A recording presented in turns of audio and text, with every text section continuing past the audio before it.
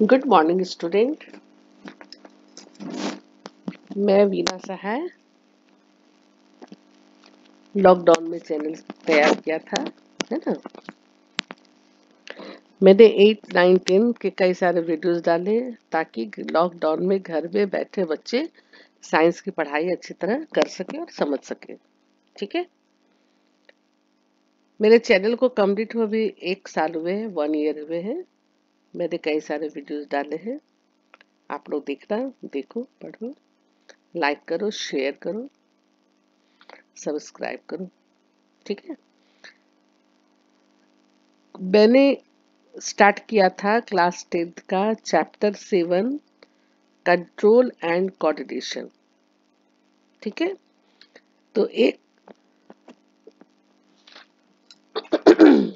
Chapter, एक video तैयार किया है। आज मैं सेकेंड डे क्लास ले रही हूँ, क्लास कर रही हूँ उसका, है ना। Page number 127, page number 27। कल मैंने बतलाया था यहाँ तक तंत्रिका कोशिका का चित्र के बारे में। कल मैंने बतलाया था ये क्या है, ये क्या है, उसके बॉडी पार्ट्स और कैसे ये वर्क करता है ना। तंत्रिका तंत्र में ये तो कल मैं बतला चुकी थी। ये टेंटिकल्स जैसा जो निकला हुआ ये डेंड्राइट कहलाता है। और ये कोशिका काय सेल बॉडी, ये न्यूक्लियस है, केंद्रक है, एक्सॉन है। इनका लास्ट सिरा फिर दूसरे तंत्रिका कोशिका से जुड़ जाता है और इसी तरह वो उस क्रम में चलता रहता है। तो तंत्रिका तंत्र में सबसे इम्पोर्टेंट पार्ट क्या होता है? में इम्पोर्टेंट है आपको ब्रेन, है ना। ब्रेन, मेरुरज्जु और नर्व्स। ब्रेन है, मेरुरज्जु है, नर्व्स है। तो कल मैंने यहाँ तक बतलाया था कि तंत्रिका शरीर में तंत्रिका आवेग की मात्रा की सामान्य योजना है। इस तरह एक अंतर्गठन यानी कि सिनेप्स अंततः ऐसे आवेगों को तंत्रिका कोशिका से अन्य कोशिकाओं जैसे कि पेशी कोशिकाओं या ग्रंथि तक ले जाता है ना। ये जो है इसी का हाईलाइट करके दिखला रहा है कि ये है ये चीज हो गया, ये एक्सॉन तंत्रिका का अंतिम सिरा। ठीक है। ये पोर्शन है, ये तंत्रिका का अंतिम सिरा। आइए पेशीय कोशिका, कोशिका, पेशीय, है ना, पेशी संधि, तंत्रिकाक्ष, ये पोर्शन हो गया, ये हो गया एक्सॉन। देखिए ये है, ये पोर्शन तंत्रिकाक्ष। इनका और बड़ा रूप में दिखला रहा है, यहाँ देखिए माइटोकॉन्ड्रिया, है ना, ये माइटोकॉन्ड्रिया है। फिर यहाँ से दूसरे नर्व सेल यहाँ से स्टार्ट हो जाते हैं और इस बीच के गैप को हम लोग बोलते हैं सिनेप्स। इसमें कोई आश्चर्य नहीं कि तंत्रिका ऊतक तंत्रिका कोशिकाएं या न्यूरॉन की एक संगठित जाल का बना होता है। न्यूरॉन सॉरी न्यूरॉन संगठित जाल का बना होता है। न्यूरॉन को हम कह सकते हैं कि यह नर्वस सिस्टम का रचनात्मक एवं क्रियात्मक इकाई है ना। Structural and functional unit of nervous system. In neuron को हम कह सकते हैं न्यूरॉन का जाल, पूरा जाल पूरे फैला हुआ रहता है ना। और यह सूचनाओं को विद्युत आवेग के द्वारा शरीर के एक भाग से दूसरे भाग तक संवहन में विशिष्टकृत है। इतनी जल्दी सूचनाओं को भेजता है और मस्तिष्क को इतनी जल्दी खबर देता है और तुरंत वह क्रिया करता है। हमारा कोई भी अंग तुरंत वह क्रिया करता है।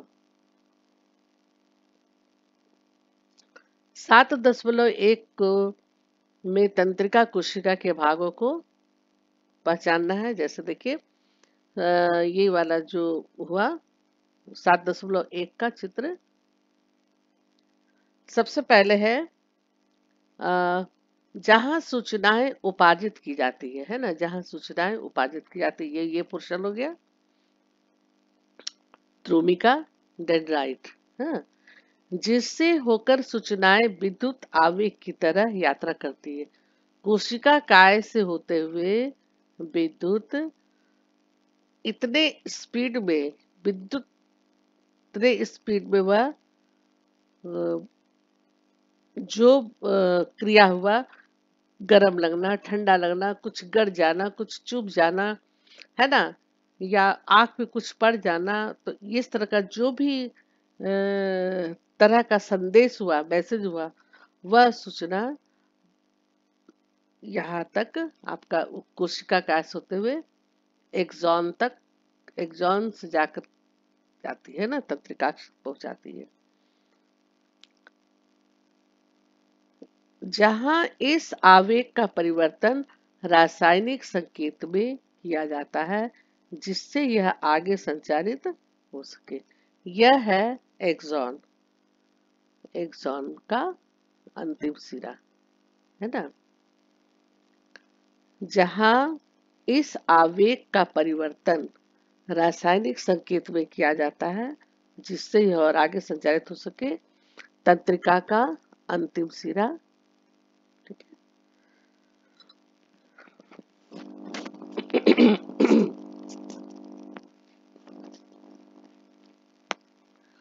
यही तंत्रिका का अंतिम एक्सॉन का अंतिम सिरा है, देखिए, है ना, पेशीय, पेशी संधि, और यहाँ ये सिनेप्स का काम किया। सिनेप्स यहाँ पर दो के बीच में जो खाली स्थान है उसी को सिनेप्स कहते हैं।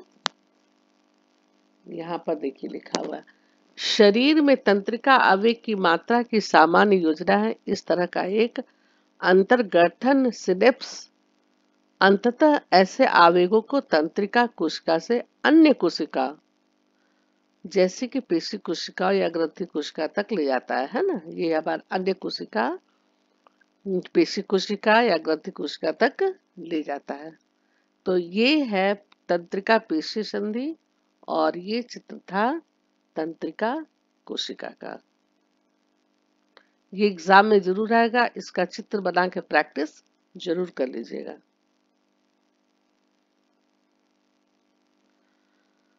हाँ, अब कुछ क्रियाकलाप है कि कुछ चीनी अपने मुंह में रखिए तो इसका स्वाद कैसा लगता है, सबको पता है कैसा स्वाद लगेगा।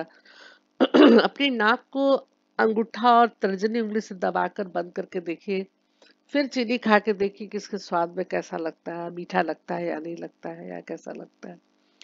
खाना खाते समय उसी तरह से अपनी नाक बंद कर लीजिए तथा ध्यान दीजिए कि जिस भोजन को आप खा रहे हैं क्या वो उसे खाने में पूरा स्वाद ले रहे हैं, यानी क्या आप उस वो खाने का पूरा स्वाद ले रहे हैं, है ना। इस छोटे छोटे क्रियाकलाप को तो देख, जब नाक बंद होती है तो क्या आप चीनी तथा भोजन के स्वाद में कोई अंतर महसूस करते हैं ना।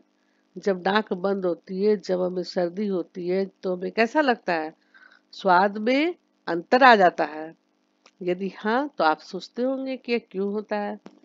इस तरह के अंतर जानने के लिए और उनसे संभावित हल खोजने के लिए हम लोग चर्चा करेंगे। अब सर्दी हो जाती है, जुकाम हो जाता है तो क्या होता है, तो हमारे भोजन का स्वाद में बहुत बदलाव आ जाता है, बहुत चेंजेज आ जाता है ना। अब है प्रतिवर्ती क्रिया में क्या होता है। प्रतिवर्ती क्रिया है क्या। प्रतिवर्ती क्रिया जब वातावरण से हम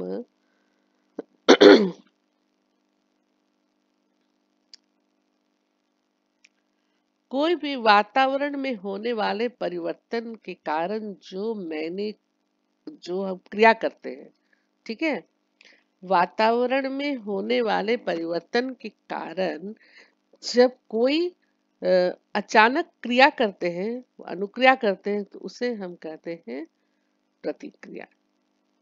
क्या कहते हैं, प्रतिवर्ती क्रिया। पर्यावरण में किसी घटना के अनुक्रिया के फलस्वरूप अचानक हुई क्रिया की चर्चा करते हैं। अचानक जो क्रिया हुई, जैसे मान लीजिए कि हम जा रहे हैं, चलते चलते कोई कांटा चुभ गया, तो कांटा चुभ गया तो फिर वो हम इंतजार नहीं करते। कांटा यदि पैर में चुभा तो पैर हटा लेते हैं, हाथ पे चुभा तो हम हाथ हटा लेते हैं। मन इतनी जल्दी उस क्रिया को हम करते हैं कि उसको हम सोच नहीं सकते हैं। उस पर हम एक सेकंड भी समय नहीं देते हैं। जैसे कांटा चुभा पैर में तो पैर को तुरंत ऊपर हटा लेते हैं। तो इस तरह की क्रिया को प्रतिक्रिया, प्रतिवर्ती क्रिया कहते हैं। तो पर्यावरण में किसी घटना के अनुक्रिया के फलस्वरूप अचानक हुई क्रिया की चर्चा करते हैं तो बहुधा प्रतिवर्त शब्द का प्रयोग करते हैं। प्रतिवर्त, तो हम कहते हैं कि मैं प्रतिवर्त स्वरूप बस से कूद गया, या मैंने प्रतिवर्त स्वरूप आग की लौ से अपना हाथ पीछे खींच लिया, या मैं इतना भूखा था कि प्रतिवर्त स्वरूप मेरे मुंह में पानी आने लगा। इसका क्या अभिप्राय है ना। तो ये वही बात जो अभी मैंने कहा कि वातावरण में या पर्यावरण में कोई भी घटना घटती है, या हमने किसी को टच किया, या हमें ठंड लगी, या हमें उष्मा हुआ, या हमें करंट मारा, चाहे मैंने किसी चीज को चख लिया, खा लिया, तो उसके प्रति अचानक जो हम लोग क्रिया करते हैं, अनुक्रिया करते हैं, वह प्रतिवर्ती क्रिया है। और इस क्रिया को, अनुक्रिया को हम उद्दीपन भी कहते हैं। उद्दीपन भी कहते हैं। उद्दीपन के समय विभिन्न अंगों में क्रिया होती है ना। उद्दीपन भी कहते हैं। अचानक मुंह में लार आ जाना, खट्टा चीज को देख करके या इमली को देख करके, वो हमारे बस में नहीं रहता है। तो इन सभी उदाहरणों में एक सामान्य विचार आता है कि जो कुछ हम करते हैं उसके बारे में विचार नहीं करते, या अपनी क्रियाओं को नियंत्रण में महसूस नहीं करते। फिर ये वे स्थितियां हैं जहां हम अपने पर्यावरण में होने वाले परिवर्तनों के प्रति अनुक्रिया कर रहे हैं, है ना। जो मैंने अभी कहा, पर्यावरण में होने वाले परिवर्तन के प्रति अनुक्रिया करना, क्रिया करना, परिवर्तनों के प्रति अनुक्रिया करना। इन परिस्थितियों में नियंत्रण और समन्वय कैसे प्राप्त किया जाता है।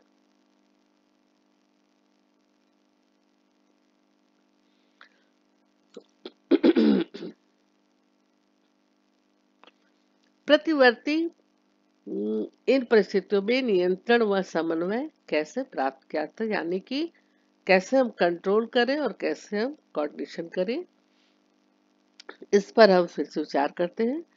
एक एग्जाम्पल लेते हैं कि आग की लपट को छूना हमारे अथवा किसी भी जंतु के लिए एक दुर्ग्राही तथा खतरनाक स्थिति। पता है कि आग की लपट को हम छुएंगे नहीं, छुए तुरंत हाथ को हटा लेंगे।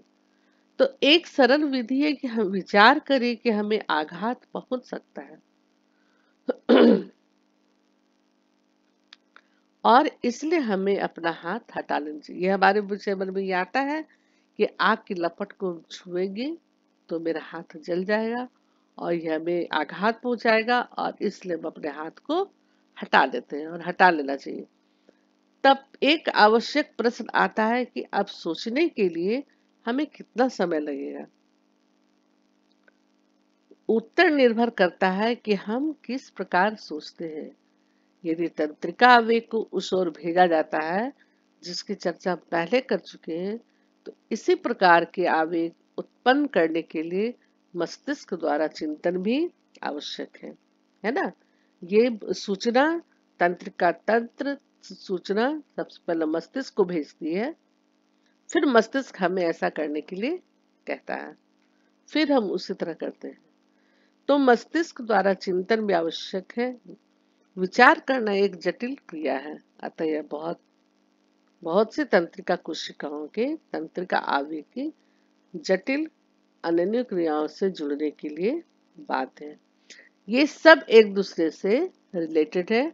हमें मैसेज आता है, तुरंत मैसेज चला जाता है मेरुरज्जु मेडोज तुरंत ब्रेन को बस खबर देता है, फिर वो हमारे पेशियों को खबर देता है, और इस तरह एक दूसरे से सब रिलेटेड रहते हैं, और अ, ये एक दूसरे रहते हैं और समन्वय होता रहता है ना। नियंत्रण और समन्वय दोनों होता है।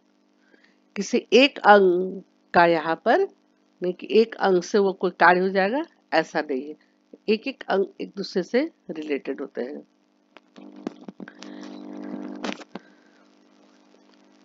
यदि यह वस्तु स्थिति है तो कोई आश्चर्य नहीं कि हमारे शरीर में सोचने वाले ऊतक जटिल रूप से व्यवस्थित न्यूरॉन के घने जाल से बने हुए।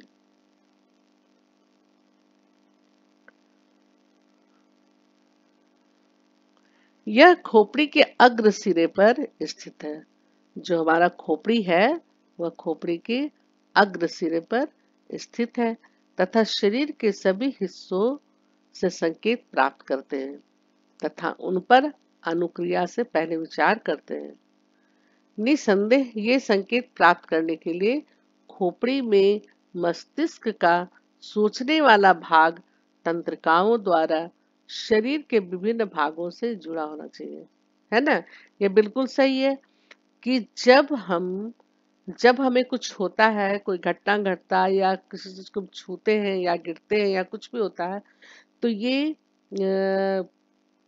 न्यूरॉन खोपड़ी के अग्र सिरे पे जो स्थित है, शरीर के सभी, ये हमारा क्या है, पूरे शरीर में जाल बिछा हुआ है ना।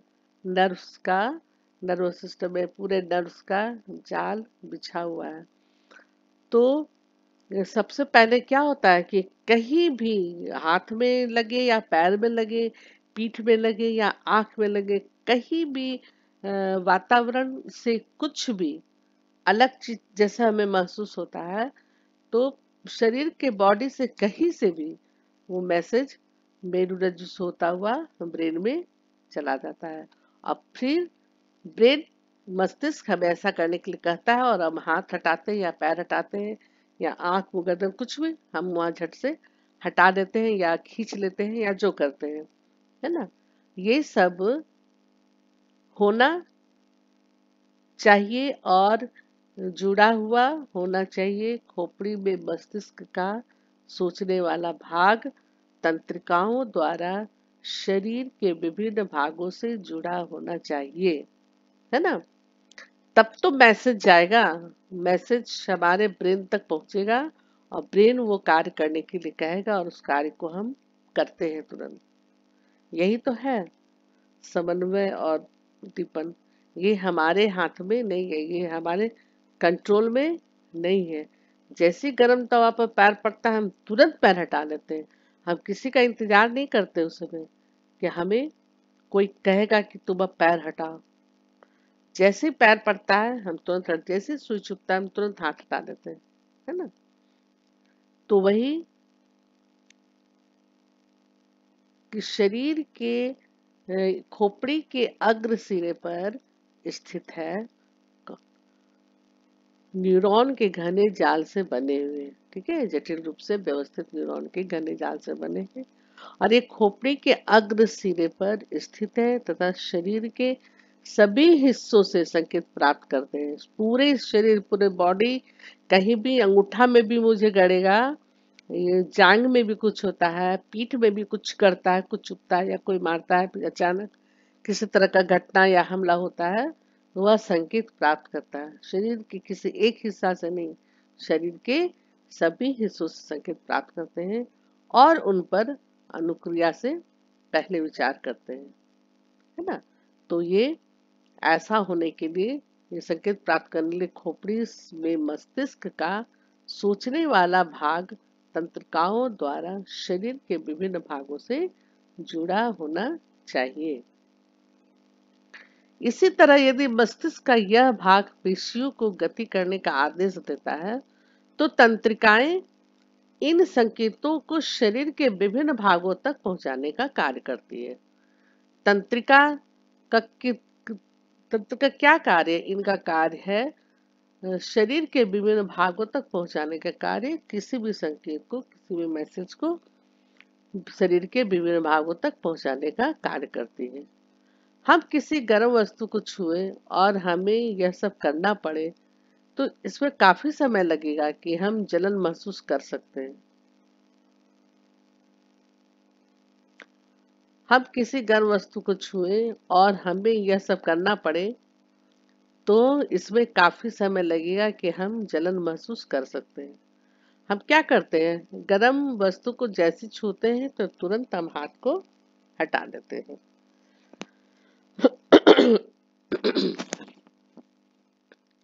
शरीर का डिजाइन किस तरह इस समस्या का हल करती है?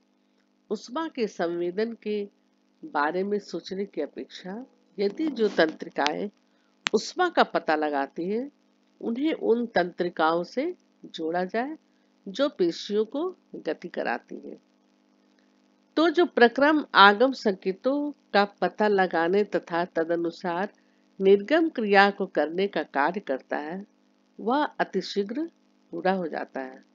आमतौर पर इस तरह के संबंधन को प्रतिवर्ती चाप कहते हैं। यहां से देखिए, उष्मा के संवेदन के बारे में सोचने की अपेक्षा यदि जो तंत्रिकाएं उष्मा का पता लगाती है उन्हें उन तंत्रिकाओं से जोड़ा जाए जो पेशियों को गति कराती है। जैसे ही हाथ मेरा गर्म पानी में पड़ता है तो हम हाथ को जल्दी से हटा देते हैं ना। तो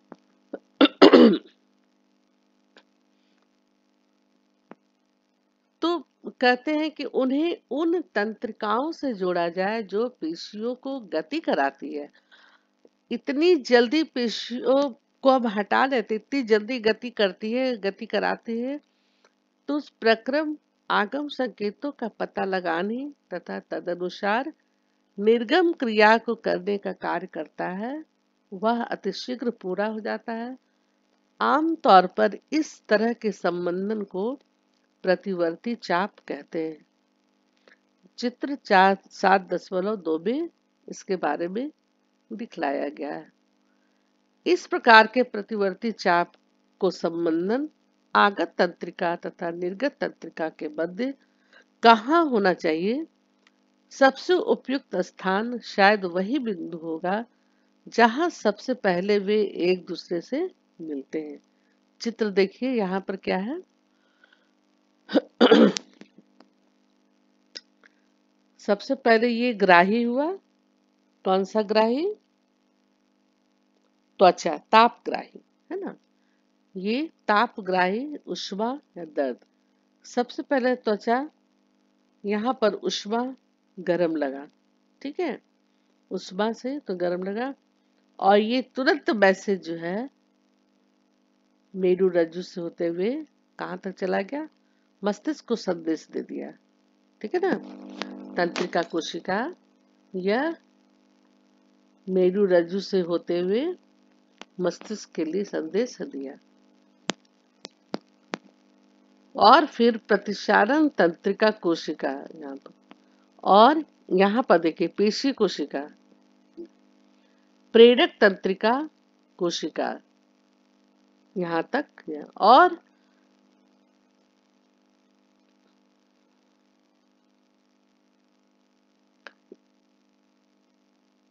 इस प्रकार के प्रतिवर्ती चाप को संबंधन आगत तंत्रिका तथा निर्गत तंत्रिका के मध्य कहाँ होना चाहिए?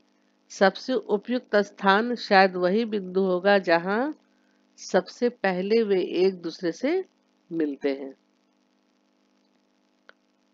पूरे शरीर की तंत्रिकाएं मेरुरज्जु में मस्तिष्क को जाने वाले रास्ते में एक बंडल में मिलते हैं। पूरे शरीर की तंत्रिकाएं मेरुरज्जु में मस्तिष्क को जाने वाले रास्ते में एक बंडल में मिलते हैं। प्रतिवर्ती चाप इसी मेरुरज्जु में बनते हैं, है ना। ये जो मेरुरज्जु है, प्रतिवर्ती चाप इसी मेरुरज्जु में बनते हैं। प्रतिसारण तंत्रिका कोशिका यहीं पर, प्रतिवर्ती चाप यद्यपि आगत सूचनाएं मस्तिष्क तक भी जाती है ना, सूचनाएं मस्तिष्क तक भी जाती है। अधिकतर जंतुओं में प्रतिवर्ती चाप इसलिए विकसित हुआ क्योंकि इनके मस्तिष्क के सोचने का प्रक्रम बहुत तेज नहीं है। अधिकतर जंतुओं में प्रतिवर्ती चाप इसलिए विकसित हुआ क्योंकि इनके मस्तिष्क के सोचने का प्रक्रम बहुत तेज नहीं है। वास्तव में अधिकांश जंतुओं में सोचने के लिए आवश्यक जटिल न्यूरॉन जाल या तो कम है या तो अनुपस्थित होता है ना। अधिकांश जंतुओं में सोचने के लिए आवश्यक जटिल न्यूरॉन का जाल जो फैला हुआ रहता है वो या तो कम है या फिर अनुपस्थित होता है। अतः यह स्पष्ट है कि वास्तविक विचार प्रक्रम की अनुपस्थिति में परिवर्ती चाप का दक्ष कार्य प्रणाली के रूप में विकास हुआ। जटिल न्यूरॉन जाल के अस्तित्व में आने के बाद भी प्रतिवर्ती चाप तुरंत अनुक्रिया के लिए एक अधिक दक्ष प्रणाली के रूप में कार्य करता है ना। देखिए, जटिल न्यूरॉन जाल के अस्तित्व में आने के बाद भी प्रतिवर्ती चाप तुरंत अनुक्रिया के लिए एक अधिक दक्ष प्रणाली के रूप में कार्य करता है। तुरंत अनुक्रिया मतलब जैसे ही गर्म पानी में हाथ लगा, हाथ डूबा, तो तुरंत संवेदी तंत्रिका कोशिका मेरुरज्जु होते हुए मस्तिष्क को तुरंत खबर देती है और उसमें हम इंतजार नहीं करते, हम हाथ को तुरंत हटा लेते हैं। यहाँ पर पूजा पेशी कोशिका या ग्रंथि कोशिका तक तुरंत मैसेज को पहुंचाती है। तो ये हो गया प्रतिवर्ती चाप। क्या उन घटनाओं के क्रम को खोज सकते हैं जो आपकी आंखों में तेज प्रकाश फोकस करने पर होती है? आंखों पर तेज प्रकाश फोकस करने पर क्या होता है? हम अपना आंख को क्या चाहते हैं, बंद करना चाहते हैं।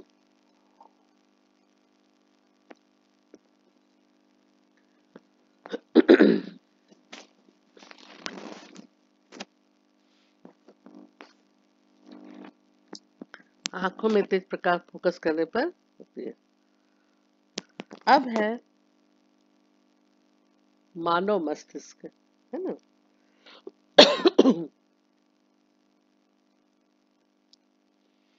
जिस तरह यह ग्राही जो हमने भी पढ़ा, ताप ग्राही, है ना। हमारे शरीर में कितने ज्ञानेंद्रियां, 5 ज्ञानेंद्रियां हैं। 5 ग्राही, 5 ज्ञानेंद्रियां हैं। कान, कान क्या करता है, शरीर के संतुलन को बनाए रखता है। पांचों को आप याद रखेंगे। ग्राही कान का हो गया, शरीर के संतुलन को बनाए रखना और इसका काम है सुनना। दूसरा है आंख। आंख है प्रकाशग्राही। प्रकाशग्राही, प्रकाश देखना, रोशनी देखना, अंधेरा, प्रकाश देखना। तो हम क्या करते हैं, आंख से देखते हैं। तीसरा है त्वचा यानी कि स्किन। इसे कहते हैं तापग्राही, यानी कि गरम ठंडा किसी चीज का स्पर्श होना वो बतलाएगा, है ना। गरम है, ठंडा है। स्पर्श, त्वचा, त्वचा स्पर्श जब होता है, गरम है या ठंडा है या जो भी है, वो आपको तापग्राही त्वचा बतलाएगा। नाक, नाक क्या है, यह चौथी ज्ञानेंद्रिय नाक। इसका काम है सूंघना और ये कहलाता है घ्राणग्राही, है ना। घ्राणग्राही, ऑल्फैक्टरी रिसेप्टर। ऑल्फैक्टरी रिसेप्टर यानी कि सूंघना, जो सूंघने की क्रिया होती है वह नाक के द्वारा होती है। फिर है जीभ। जीभ में है स्वाद। स्वाद का पता लगाता है। ये है रस संवेदी ग्राही, है ना। रस संवेदी ग्राही, खाद का स्वाद का पता लगाना। और बहुत छोटे छोटे बहुत सारे चीज है अन्य, ये जो है। अब हम अगले क्लास में मस्तिष्क के बारे में पढ़ेंगे, है ना। मानव का मस्तिष्क क्या है ना। अनुक्रिया के बारे में हम लोग समझ गए, प्रतिवर्ती क्रिया के बारे में भी हम लोग बहुत कुछ समझ गए। अब हम नेक्स्ट क्लास में पढ़ेंगे मानव के मस्तिष्क के बारे में, ठीक है। तो आप लोग इन वीडियो को देखिएगा, कमेंट कीजिएगा, लाइक कीजिएगा, शेयर कीजिएगा, सब्सक्राइब कीजिएगा, ठीक है। Okay, bye, thank you.